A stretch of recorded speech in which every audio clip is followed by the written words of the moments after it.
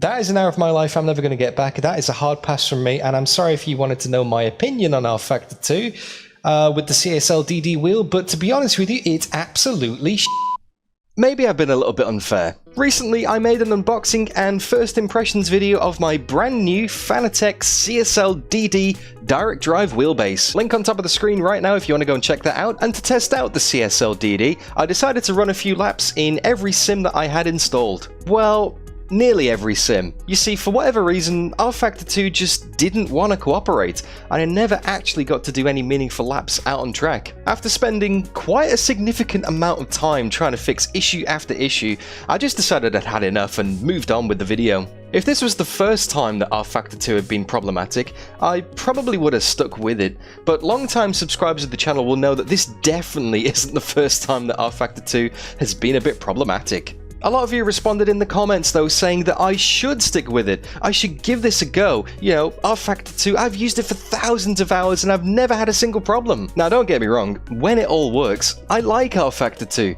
I just don't think it likes me. I genuinely want to see what all the hype is about when it comes to the force feedback in rFactor 2, especially now that I've got this brand new direct drive wheel. So the other day, I put a few hours to one side because that's generally what you have to do when you do things with rFactor 2, and did a complete reinstall from scratch. I mean, like, delete the whole folder in Steam and start again kind of thing, and so far it seems to be working. My display isn't warped, more than one sound effect plays at one time, it's not crashing back to the desktop every time I try and load into a session, custom skins are working, VR runs smoothly, and most importantly, the CSL DD has been detected properly and the degrees of rotation automatically match up. I think I actually might be able to do this. It's time to try out rFactor 2 for the first time on my brand new Fanatec CSL DD wheel. Hope you guys enjoy.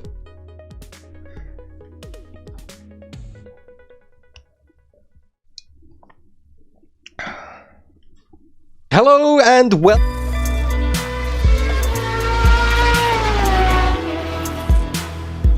Okay, so to get a proper feel for the force feedback in rFactor 2, I'm going to be trying 3 different combos today.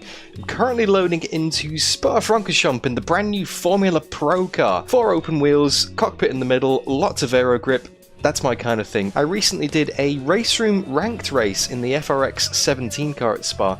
Did okay on this exact same wheel, so this will be a great comparison. But later in the video, I'm also going to be running the Aston Martin GT3 at Sebring because bumps.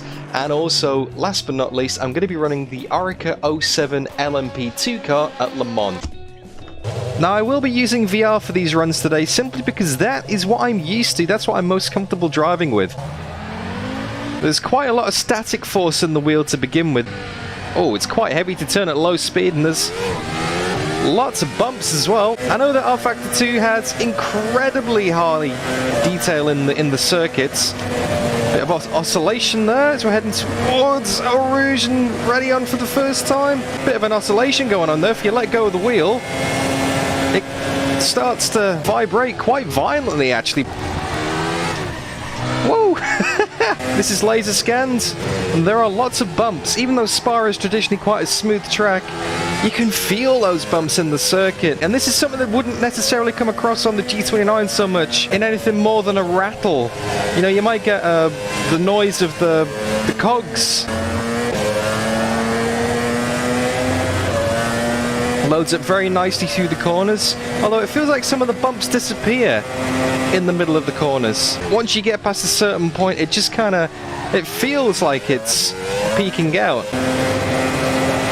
Yeah, once you get above a certain loading, it's just kind of like generic resistance. It's very strange. Let me have a look on the wheel, see what the settings are. Let's try force down at 70. Stylish pit exit there. I've always wanted to do that. Does it cut out? It does. It's still cutting out.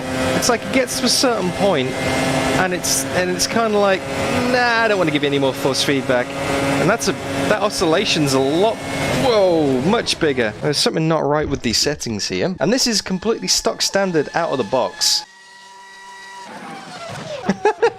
You see it wobbling down the straight there. That's not right. That's not right. Now I'm just having a look at the Fanatec forums right now to see what the recommended settings are, just to make sure I've got everything set up properly. I'll put a link in the description to that, by the way, if you guys want to check those settings out as well. Force feedback multiplier is very important to find out for the specific car. Generally between 50 and 75 works well. So let me just have a look at that. Car specific multiplier is on 100. To be fair, it's probably clipping out the force feedback before. Let's go and give it another go. Now I know that in esports competitions and as you get higher up the ladder, people generally tend to run less strength in the force feedback. Now this isn't because they're weak, it's just because it gives them greater control. But the advantage of a direct drive wheelbase is that you still get the details. Whereas on a G29, if you turn the force feedback down, you'd lose everything pretty much. Whoa, and round it goes. I have turned damage off for these sessions, by the way, which is probably a good thing because I'm going to bin it a lot, I imagine, in this thing. This is nowhere near as forgiving as the FRX 17 in Race Room. And I'll be honest, I'm not blown away. I was expecting to be jaw on the floor. Kind of, wow, this is incredible. rFactor 2 force feedback. Wow, I get it now. But I'm not getting it yet. Maybe it just needs a few more laps. Maybe it needs a different car and track. It feels like the oscillation's gone, at least. I mean, when I let go of the wheel, it still starts to vibrate violently, which I don't think is right. Oh, that was good. I could feel the judder. Oh. Yeah, I've got a vibration. I think I've got some flat spots here. This is going to skew my perspective on the new force feedback. All right, I'm going to give it another go, and I'm going to try and not bin it and spin it this time, and turn the tyres into a, to coin a phrase, 50 pence piece. Well, I could really feel the rear of the car dancing around then. Now, I do want to also point out that I'm using a setup provided by my dear friends over at the Zansho team. Of course, I'm running a Zansho livery, and I'm wearing my Zansho shirt. And I'm sure they'd be really proud of my driving right now. Representing the team in only the most professional manner, of course. Facing backwards. Woo! It's wiggly! I'm really enjoying this car, though. It's an absolute handful. You gotta have eyes on stalks and brain on overdrive, but it is very fun to drive. And to be fair, the feedback is doing a very good job of actually communicating when I'm starting to lose grip. I may be binning it and I may be having wiggles, but at least like that, exactly like that, perfectly on cue, thank you. I'm having a heads up when I'm about to bin it. You know, I'm getting a bit of warning through the steering wheel that, hey, you're being a bit cheeky here. The quickest way to drive these things is to be super smooth and not to be twitchy reactive. It's completely different than the feedback in any of the sim I've tried so far. It's going to take some getting used to. Race Room definitely feels heavier, glued to the track for want of a better phrase. iRacing feels very heavy, ponderous, and you can feel weight transfer very well in iRacing. Ice racing. Freudian slip there. Didn't mean to say that. In ACC, that feels very heavy, but you get a great sensation of the bumps. In ACC, wow, the rear of this thing is so loose. But to continue the comparisons I was making, here in rFactor 2, it feels very detailed. Like, I'm getting a lot more of the smaller details through the wheel than I've felt in any of the sims so far. Very good on the road surface, very good on the curbs. It feels very nimble as well. It feels a lot more connected. I think I could probably do with turning the multiplier up a little bit. I think the overall force, I set that to 50 in the menu before. I think that might be a little bit low actually for this. Because when I'm going through Pouhon and Eau Rouge, it doesn't have the same brute force as it did in Race Room. I mean, I'm still getting the details, so yeah, maybe it needs to go up to like 60 or 70 or something. It's a shame that I can't really find any kind of graphic on screen to show me like there is in Race Room, like a graph, or in iRacing you can see the force feedback meter. Maybe there is an rFactor 2, but I couldn't find it in the keybind menus. Maybe it's an app that you have to have, like a third-party app or something, I don't know. Let me know in the comments, guys. I'd be keen to find out, because I do want to get it dialed in correctly. And the brain can be very subjective sometimes. You know, you might think it's right, but the numbers are completely wrong. And you could be using those settings for years and never realise. Oh, round it goes! Let go of the wheel. Let go of the wheel. Yeah, if you're not careful, that will take your thumbs off in an instant. Jeez. Alright, let's try on 65. I know that if Sticky's watching this right now, he'll probably be a little bit triggered saying, why didn't you just do an extra 4%, Dan? I am concerned that this extra intensity in the force feedback, now I've turned the multiplier up, it will start to reintroduce some of those oscillations that I was having before. Let's let go of the wheel. Whoa, whoa, whoa, whoa, whoa, whoa, whoa, whoa, whoa, whoa. Okay, no, that is... That caught my knuckle then, that hurt. Do not let go of the wheel. Pro tip. Well, I can safely confirm that rFactor 2 is by far the most deadly of all the sims I've tried. Yeah, I'm getting some of that oscillation back, and it is starting to smooth out under high load again, like it did through Eau Rouge then. Like, going through the compression, there was no force feedback, it was just pure resistance with no bumps or lumps or details. It was just a force. So I think maybe 65 is a bit too much. It's clipping out by the looks of it. So let's turn it back down again. Oh, I've just come out of the pits again, and there is a very, very strange sensation in the wheel. It feels like a G29. Like, it's got, like, cogging in the middle. It's like, it's I don't know if there's some kind of resistance there or what's happened, but there's very definitive notches. Let me just mute the audio in rFactor 2 and let me know if you guys can hear that.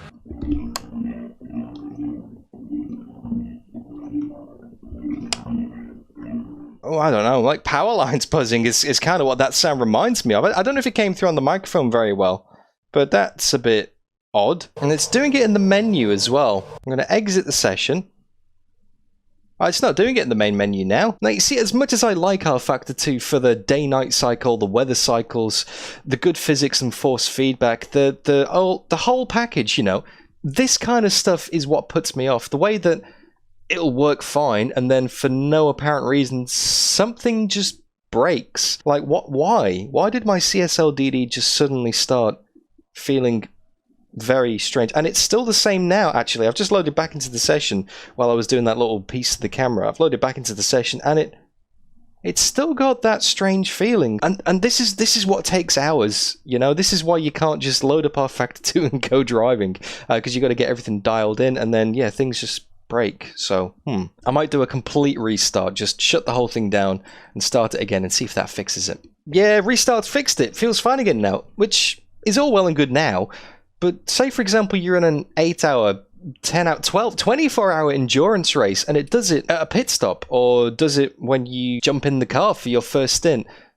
You can't leave the session, join back in again. That's what puts me off. This is the kind of thing that worries me, is the unexpected glitch. But to wrap up this section of the video at least, if I had to compare this car to the equivalent in, say, Race Room or Assetto Corsa, well, I mean, there isn't really a Formula 1 2022 style car in Race Room yet.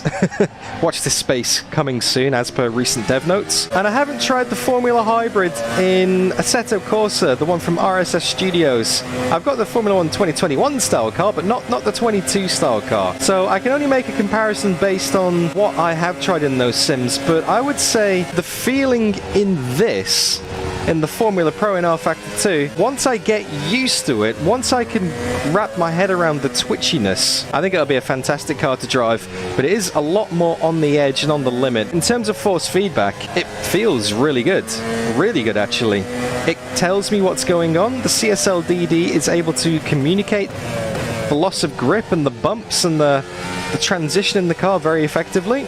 I like it. I do like it a lot, actually. I was expecting pretty good things, but it's better than I was expecting, which is quite high praise. The jump from G29 to CSL DD in rFactor 2 is pretty huge, because in rFactor 2 you do have to drive to the limit and beyond it because of the ridiculous slip angles and tire pressure hacks and all that kind of stuff, the low tire pressures. It may be slightly broken in places, but at the top esports level, in the Virtual Endurance Championship and all the pro competitions that they have, you kind of have to make the most of those abusive limits. You know, you can't really, if you want to win these competitions, you can't really just drive around and go, oh, well, I shouldn't drive like that because that's not what the car would do in real life. No, if you want to get those extra seconds, you have to find the limits of the system and then abuse them. And that is where this CSL DD might come in handy in rFactor 2, because it lets you feel those limits so much more clearly. Anyway, that's my thoughts on the Formula Pro in rFactor 2 at least. I'm going to go away and do some practice for 10-15 minutes, and then I'll edit back in, because I actually want to get a decent lap on the board, a representative lap on the board. So I'll chop that in right now, guys. And for anyone who wants to see the full run, I will actually make this available for my channel members. And I hate doing this because I hate promoting myself and shilling out. But if you want to see the uncut, unedited footage of me wrestling the Formula Pro car around Spa in rFactor 2, maybe consider signing up to the channel. Oh, I feel dirty doing the whole self-promotion thing, but hey, YouTuber's got a YouTuber. Anyway, lap times.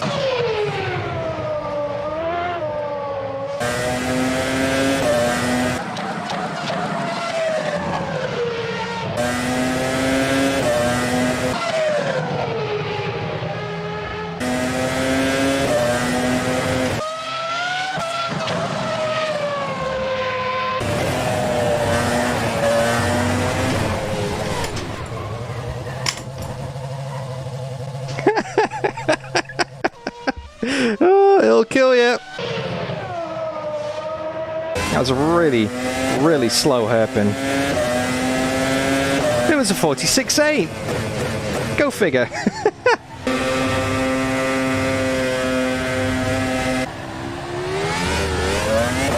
Oh no! Oh, I was on for a better lap then as well.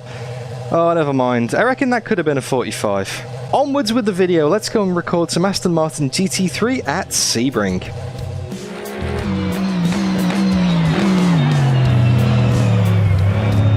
Now this is the first time that I've loaded into Sebring on my new install of rFactor 2, so it might take a while, so I thought I'd take a moment to tell you guys why I picked this combo.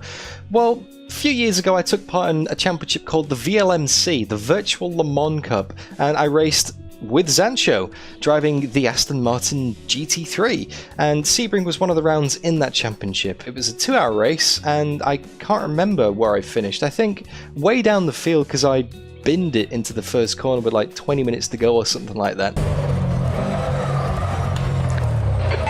Car approaching. He's racing us for position. But one of the things about Sebring is that it's incredibly bumpy, like ridiculously bumpy. It's known for being bumpy, especially the final corner. So I figured that would be a perfect test of this new Fanatec CSL DD direct drive wheelbase. Now this couldn't be more different than the Formula Pro car that I've just been driving.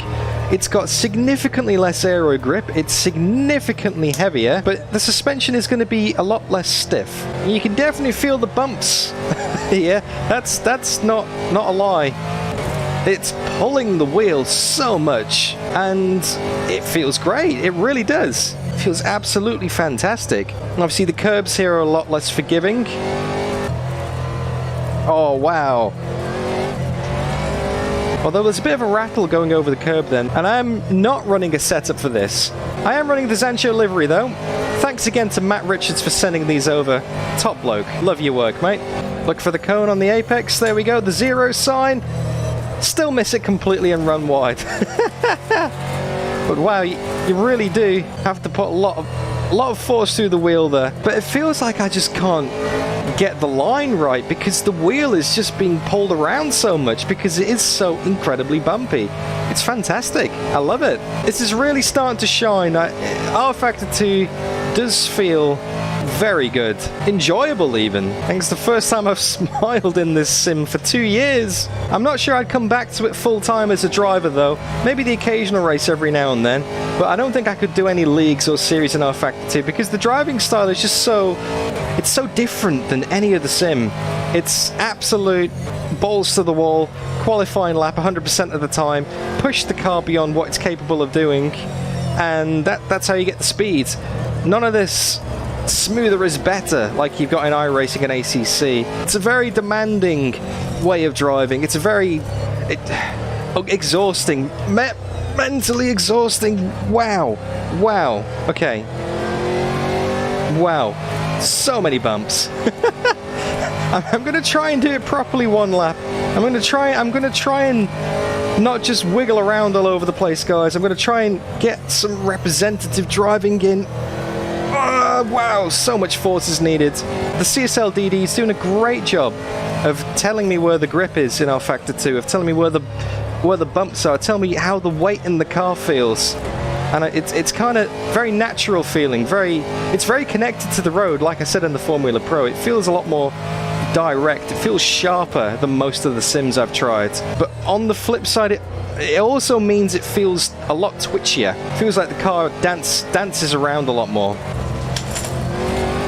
And there's that rattle again. That sounds like too much force feedback. That sounds like there's too much force. But it's just the curbs. The rest of the track feels fine. Yeah, the rear of that car definitely wants to dance out. Hold on tight, Dan! There it goes! Wow! Oh, I love this. This is sublime.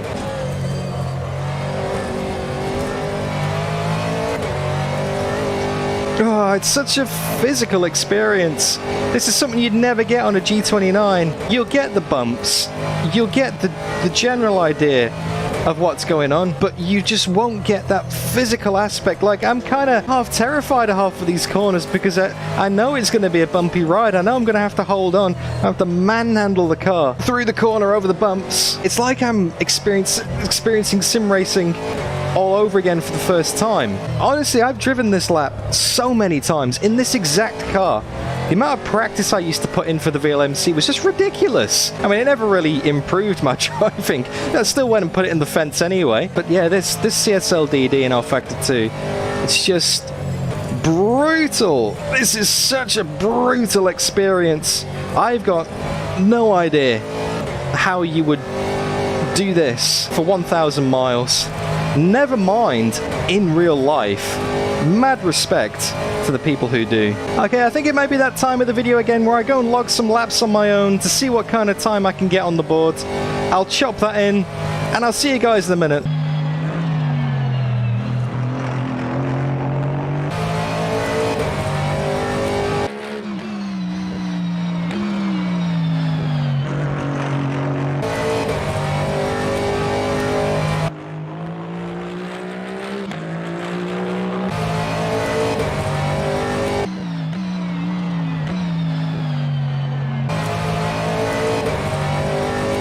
Can I go any better?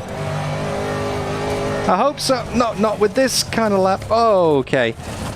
Okay, I think that's probably a good time to wrap it up. So overall thoughts and feelings on this thing, well, it is fantastic. It's great. I love it. Something that I will say though is the Logitech G29 was definitely easier to drive this car combo with because the bumps weren't trying to just rip the wheel out of your hands at every single opportunity. You could hold on to the wheel, you could maintain your line over the bumps a lot better. Now obviously I could just turn the force feedback down and reduce that pull sensation, but I'm here for the physical immersion. I'm here to have a smile on my face, not necessarily chase the lap times right now. So yeah, that's a win from me. But anyway, let's move on with the video. We've got one more combo to try, and it is the infamous Oreca 07 LMP2 car at Le Mans.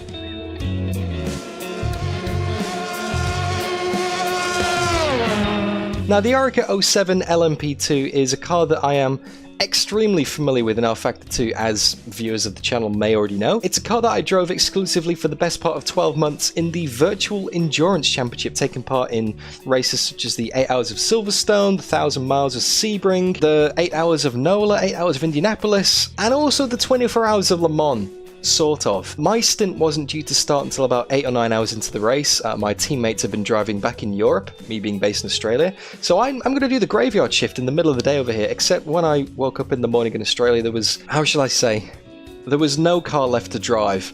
It was put in the fence probably about an hour before I was due to jump in the car, which was incredibly disappointing. That is why I've picked this combo, because it's going to be a great comparison to the old Logitech G29 and the new Fanatec CSL DD. Oh, it's just iconic, guys. Come on, you can't tell me otherwise. Driving a prototype car out of the pits at Le Mans in the middle of the night, it's just superb. And that is what rFactor 2 gives you. Down towards the first chicane for the first time, as Aidan Millward would say. Oh wow, you can really feel the grip in this thing immediately, and those bumps and curbs. It's when I came out of the pits, I was expecting one sensation in my hands, and I'm getting one that is so much better than I remember and have experienced. Like, I don't know if it's muscle memory, but even not driving this combo for like 3 months, 4 months, just being able to jump back in, it's like my brain just went ding and immediately expected what the feeling was on the Logitech G29, and oh, I'm blown away. I've only done a handful of corners, but this is blowing me away. Wow, so good. I will be honest though, I have a bit of a love-hate relationship with this car, in so much that I love it and it hates me. No, in all seriousness, the rear brakes on this thing are beyond broken. You can put the bias as far forward as you want and it will still snap at the rear under braking.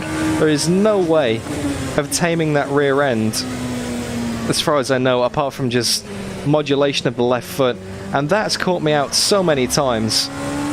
And it's a very pitch sensitive car as well. It's incredibly snappy.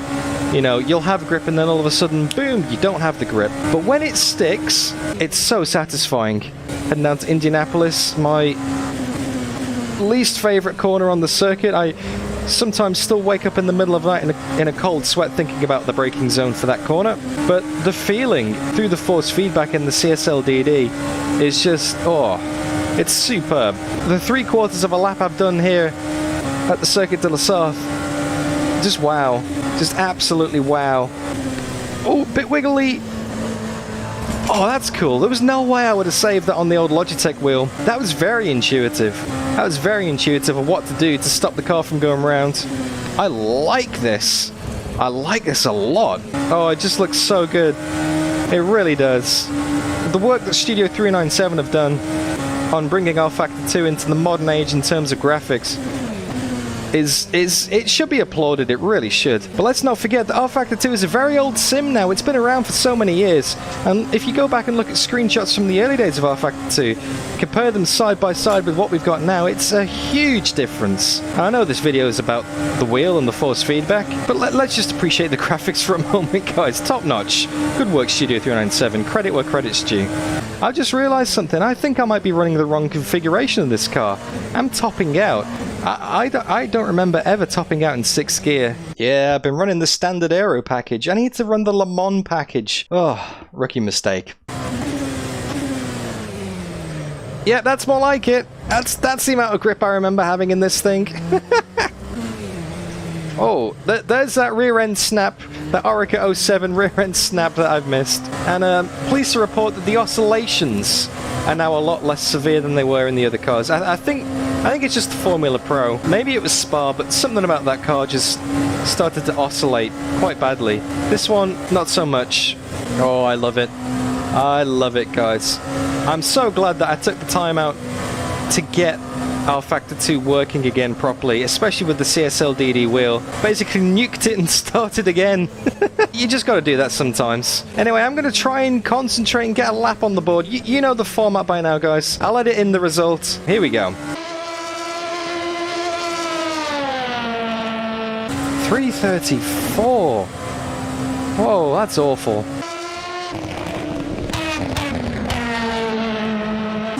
334.1.